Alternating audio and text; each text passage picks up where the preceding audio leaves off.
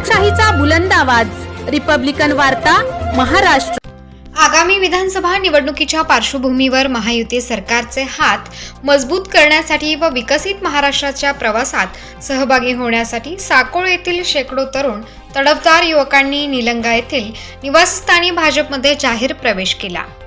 याप्रसंगी त्यांचे भाजपमध्ये स्वागत करण्यात आले व भावी वाटचालीसाठी शुभेच्छा दिल्या आहेत।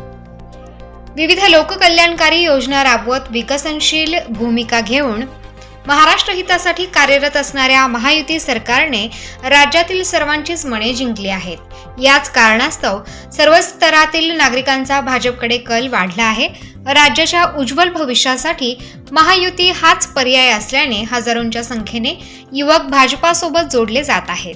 युवकांची हीच शक्ती राज्यात महाविजय घडवून आणेल व पुन्हा एकदा राज्यात सर्वसामान्यांच्या हिताचे महायुती सरकार येईल हा विश्वास आहे।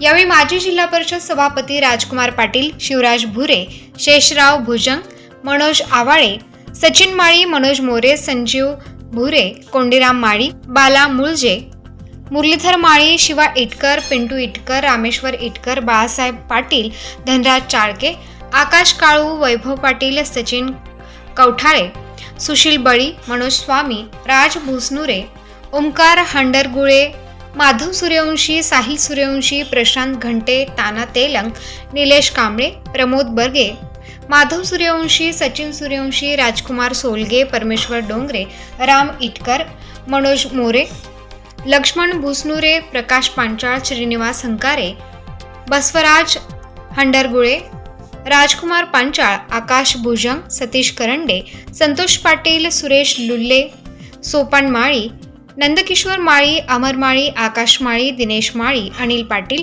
संतोष पाटील, पिंटू करंडे, राजकुमार दरेकर, भानुदास सूर्यवंशी, बाळू इटकर, परमेश्वर डोंगरे, अमर माळी, राजू दरेकर, उदय करंडे, राजू सोलगे आदींनी जाहीर प्रवेश केला।